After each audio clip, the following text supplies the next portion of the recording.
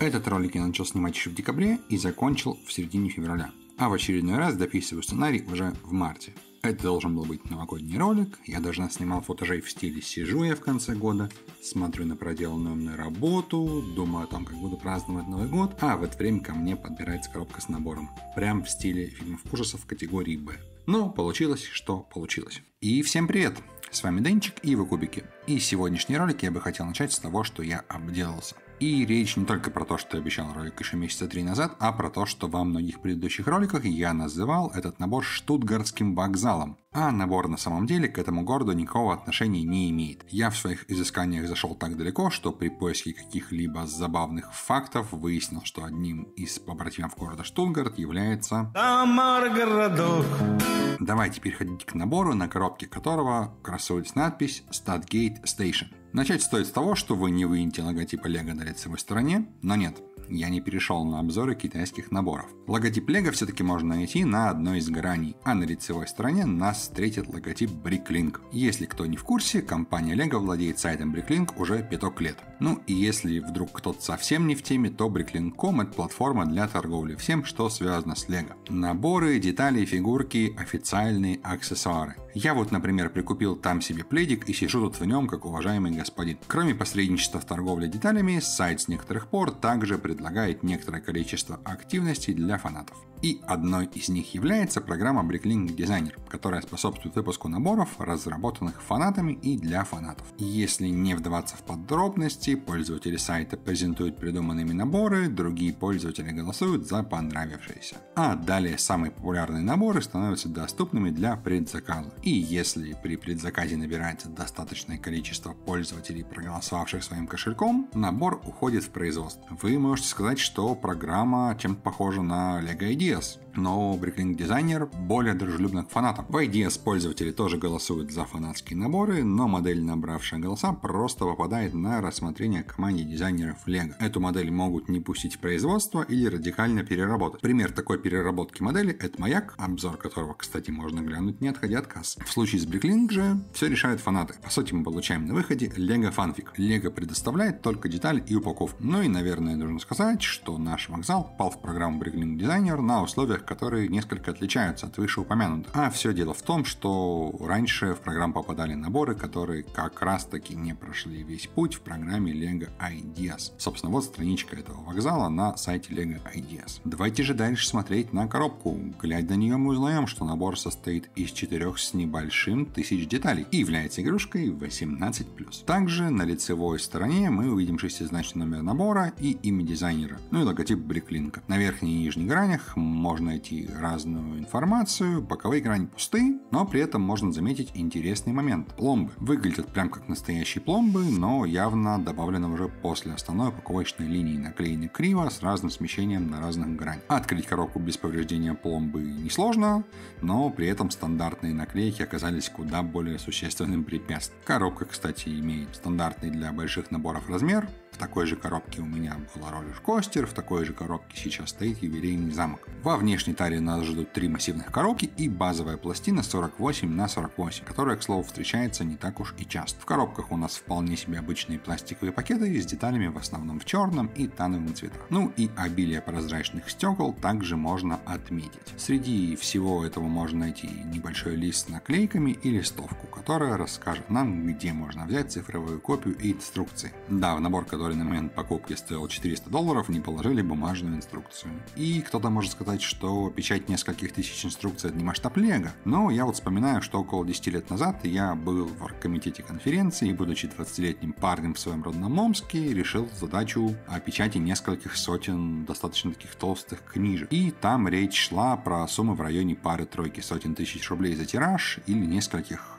сотен рублей за сборник. И почему-то я думаю, что у компании Lego возможностей сильно больше, чем у омского паренька. Ну так вот, инструкция качается в PDF, и к ее качеству мы еще вернемся. Выше был затронут фактор цены, сейчас цены на новый набор стартуют от 500 евро. Наборов в БУ виде вы почти не найдете, и не стоит забывать, что это еще и тяжеленная коробка весом почти 6 килограмм. И не у каждой почтовой службы будут адекватные тарифы и время доставки для такого груза. В общем, мне удалось найти вариант с доставкой в Черногорию за каких-то жалких 30 евро. Но при этом мне накинули еще и таможенных пошлин. В итоге набор в сумме мне обошелся ближе к 700 евро. Что, конечно, грустно. И да, инструкции к набору в открытом доступе, и никто не мешает просто купить детали на Bricklink, но на текущий момент даже без учета доставки для вокзала покупка нового набора выглядит более выгодной, чем покупка деталей. Давайте переходим к сборке. Первые 3 шага мы заняты тем, что собираем вот такие вот трамвайчики.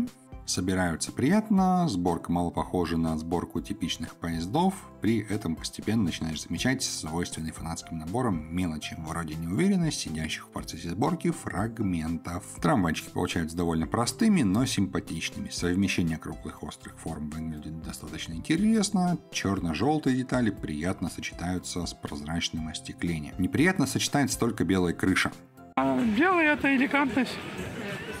И нет, дело не в цвете, а в том, что ее невозможно поставить на место, как того требует инструкция. У вас или отваливаются детали, или крыша будет выглядеть как мой позвоночник к 30 годам. Возможно, есть небольшой разброс в допусках деталей, и конструкция, спроектированная в натяг, не выдерживает проверки свежей партии деталек. А может, все дело в том, что автор никогда не собирал набор в реальном мире, а только в софте. В любом случае, я не один с такой проблемой, как минимум на форуме Европликс об этом писали. И, к слову, крепление крыши явно можно было бы переработать без радикального изменения парт-листа набора.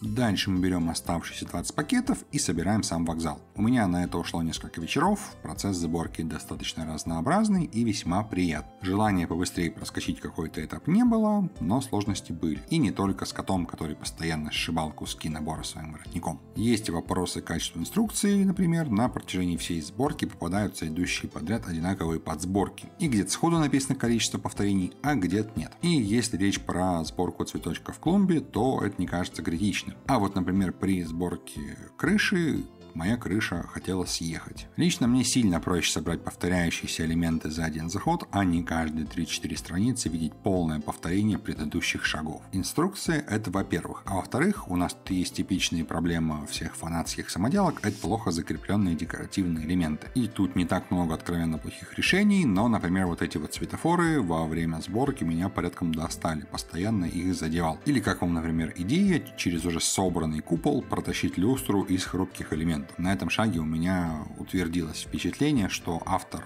никогда не собирал свой набор вручную, а делал это исключительно в редакторе, ибо сильно проще сначала поставить купол на крыше и уже из здания вокзала просунуть люстру под купол. Другие казусы, конечно, в процессе сборки тоже были, например, стыковка крыши и террасы. Но как оптимизировать это в рамках механик Лего, у меня идей нет. Уже после сборки до меня дошло, что можно было бы использовать коробку как подставку. Учитывая, что набор фанатский, это все придирки. Хотя на фоне проделанной работы выглядит все так, что можно было бы приложить еще совсем немного усилий, чтобы сделать сборку набора просто сказочной. Давайте изучим собранный набор получше. Вокзал начинается с входной группы. Кроме того, что все дорого-богато, можно заметить, собственно, основной вход, пандус и лестницу на веранду на 2 этаже. Эта веранда не сообщается с основным вокзалом, кстати говоря. На ней у нас пара столиков, цветочек и стойка с прессой, напоминающая мне кафедры с книгами из серии игр Готика почему-то. Внутри у нас все лаконично, 2 платформы, на каждой из которых есть урны, скамейки и вывески с названием станций. На первой платформе у нас есть еще автомат по продаже билетов. Через платформу у нас оформлен переход, и в нем скрыт небольшой, на первый взгляд, косяк. Комплектный трамвай не в состоянии преодолеть вот эти вот пупырки, что в очередной раз наводит на мысли о том, что автор строил набор только в редакторе и играть им не пробовал. Украшено это все светильниками на платформе и здоровенной люстрой, свисающей с потолка. А на заднем плане мы видим лестницы, которые с одной стороны выполняют роль перехода, а с другой стороны позволяют подняться на террасу. На террасе у нас расширенный вариант того, что мы видели над входной группой, пара столиков, цветы, диванчики, пара обзорных биноклей и тележка с хот-догами. Хотя на таком шикарном вокзале ожидаешь увидеть как минимум кафетерий, в котором можно будет взять захер, а то и ресторан.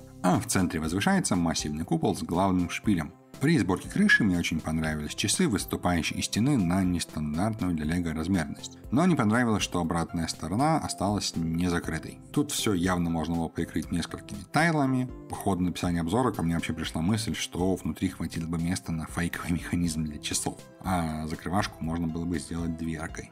Общим видом вокзала вы, скорее всего, уже успели насладиться. Видно, очень много разного декора было использовано в конструкции: и завитки, и фонари, и шпили, и просто комбинации деталей с разным типом поверхности.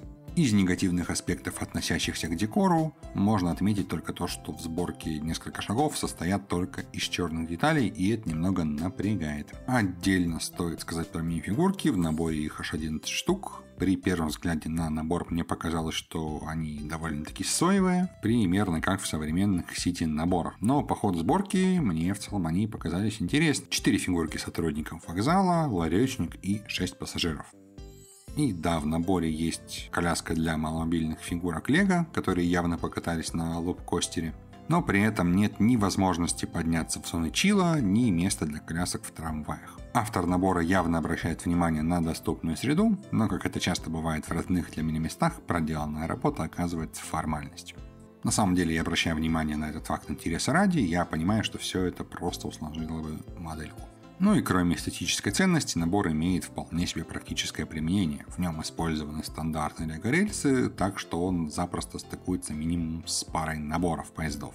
Ну или можно заменить рельсы на более старые, тут также проблем быть не должно. В целом данная конструкция основательно добавляет эпичности в вашей железнодорожной сети. И на полке будет прилично смотреться, и в городе из модульных зданий. В конце концов, это самый большой официально выпущенный вокзал Лего. Мне набор зашел очень сильно, я получил удовольствие от сборки и восторг от результата. Негативные моменты есть, но они ничего фатально не меняют в наборе. Тем более нужно помнить, что набор фанатская разработка, и компания Лего не проводит контроля качества по своим стандартам. С одной стороны, это выливается в более смелые идеи, с другой – огрехи в инструкции и конструкции. Хотя эти недостатки порой встречаются и во вполне официальных наборах. Ценник, конечно, конский, но тут есть плата за эксклюзивность и за некоторые не самые популярные в наборах детали, например, за остекление в таком вот формате. Так что, несмотря на то, что от цены я все еще офигеваю, вопросов о том, на что я потратил свои деньги, у меня нет. Хотя так, например, было с многострадальной лупой. И тут у меня в сценарии был фрагмент про то, что я хочу попробовать заказать вот такое вот депо в новой волне программе Blink Designer. И рассуждал о том, какие сложности меня ждут. Но на момент записи озвучки депо уже раскуплено, программа закрыта, а одна из 10 тысяч копий должна стать моей. Да, пришлось использовать своего друга в Америке в качестве посредника. Поэтому набор я получу с задержкой, будет это где-то во второй половине этого года. Ну и в завершение скажу, что это один из тех роликов, которые дались мне тяжело. По ряду обстоятельств я в итоге перегрел себя и вас ожиданиями. Надеюсь, было интересно. Если так, то жмякните по кнопочке лайка. Спасибо и до встречи. С большим трудом собирая эту фигню, удерживая на столе. Что у нас появляется первым делом здесь, а? Что? Котик.